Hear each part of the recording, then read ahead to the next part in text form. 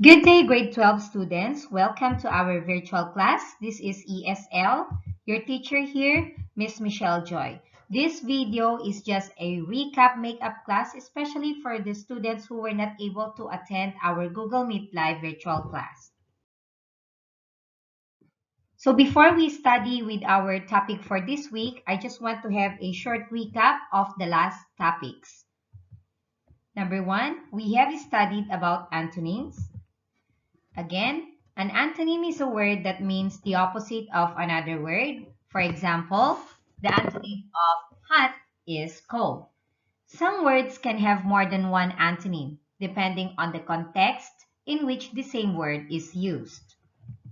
Next, the second topic that we have discussed is about the uses of antonyms. Antonyms have various practical uses and have long proved helpful and valuable in defining the meanings of words. Example, the word fresh. We can say fresh bread, fresh air, fresh flowers, fresh look. And for the antonyms, we can say stale bread, stuffy air, faded flowers, and tired look. So these are the two topics that we have discussed yesterday.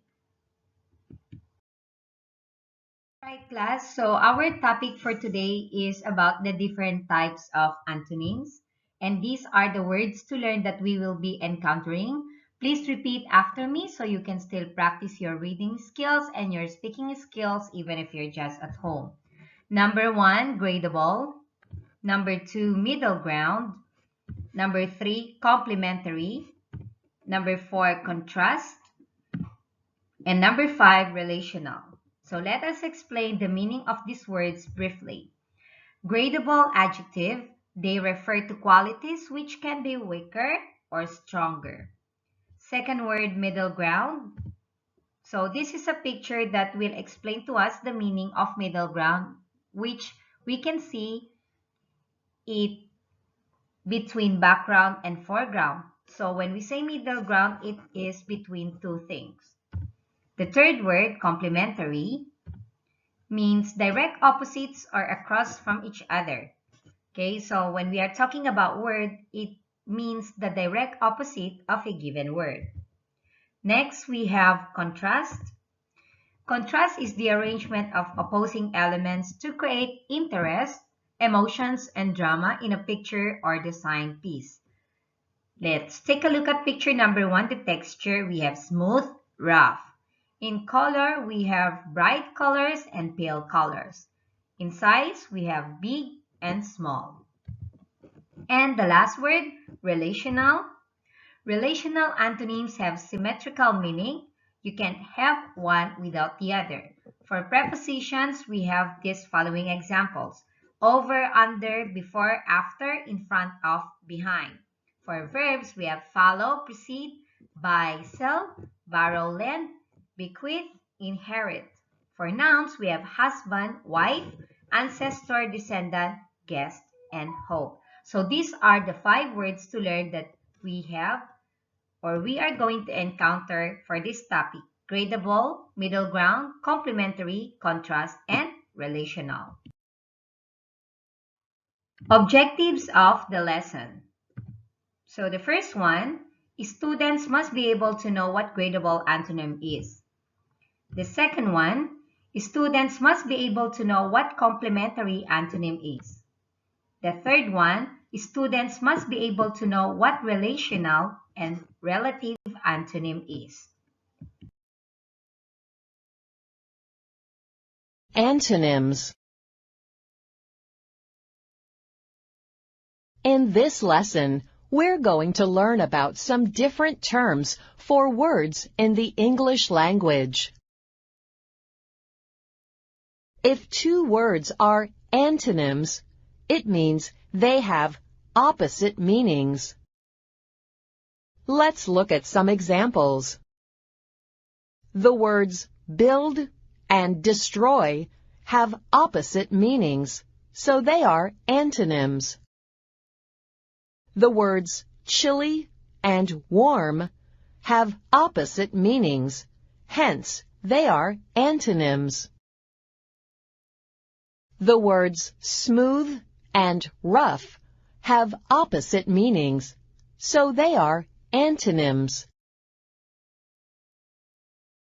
The words damp and dry have opposite meanings, hence they are antonyms.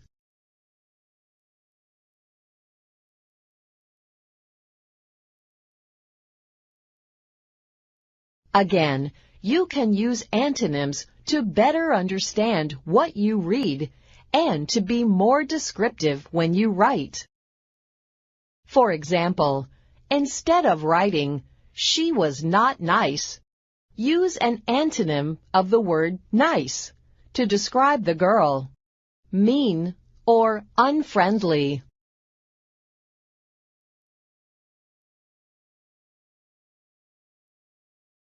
You can also form antonyms by adding a prefix meaning not to a word.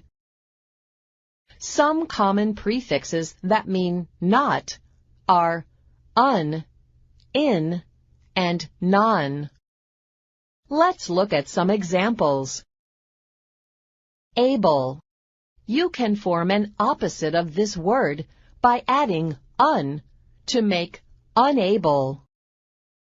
Consistent. You can form an opposite of this word by adding in to make inconsistent. Fat. You can form an opposite of this word by adding non to make non-fat.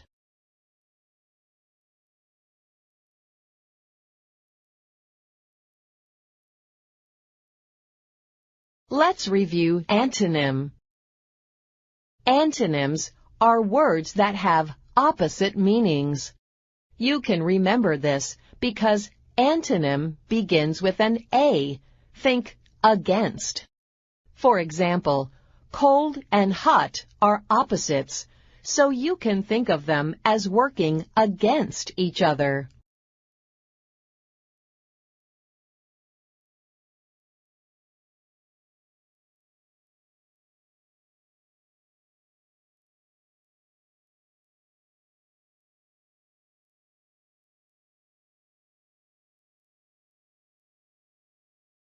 The following page is a one-page reference for you on the two types of words we have learned about today.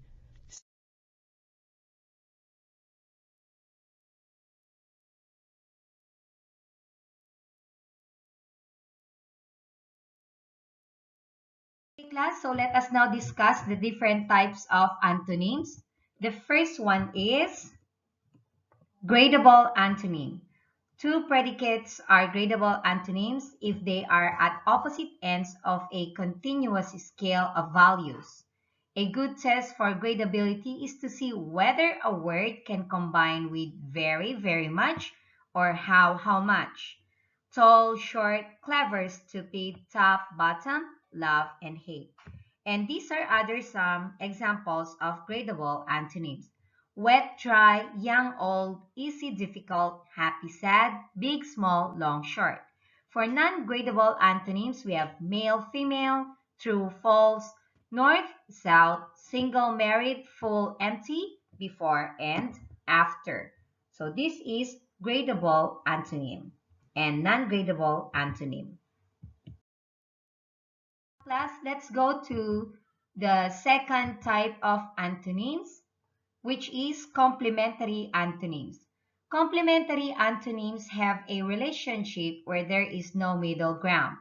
There are only two possibilities, either one or the other. Examples include man and woman, push and pull, dead and alive, off and on, raise and lower, day and night. But actually, class, for day and night, there is the middle ground here, which is daytime.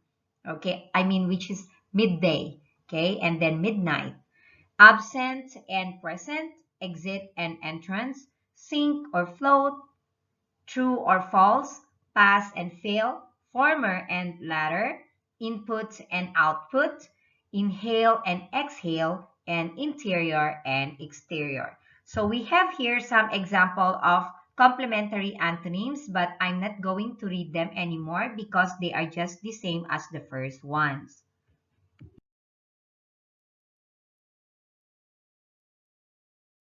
So class, for the last type of antonyms that we are going to study, it is relational opposites or relative opposites. These pairs of words indicate such a reciprocal social relationship that one of them cannot be used without suggesting the other. Examples: interviewer, interviewee; husband, wife; boyfriend, girlfriend; trainer, trainee; predecessor, successor, parent, and child. So these are some other examples of relational or relative antonyms. Husband, wife. We cannot have a husband if that we cannot call a person a husband if he doesn't have a wife. The same as wife. Servant, master, doctor, patient, the same as teacher and student. I cannot call myself a teacher if I don't have a student. And you cannot call yourself a student if you don't have a teacher. Your teacher can be your teacher at school or your parents or person that is older than you are. Buy, sell, borrow, lend, give, receive, predator, prey, instructor, pupil, front and back. It's time for us to do our activity for today. Answer the following questions, but actually class, this one is not a question, but you are going to write the opposite meaning of the underlined word. So these are the choices inside the box. Now let's try number one. It is very noisy in the cafeteria. So what is the opposite of the word noisy? Quiet. So you're going to write the word quiet in the line provided after the sentence. So please do numbers 2 to 15 on your own. Good luck, everyone. So class, we now come to the end of our discussion for today, and I hope you have learned something. Please do not forget to do your activity and please send it to me in our Google Classroom account. I'll see you again next week. Stay safe, everyone.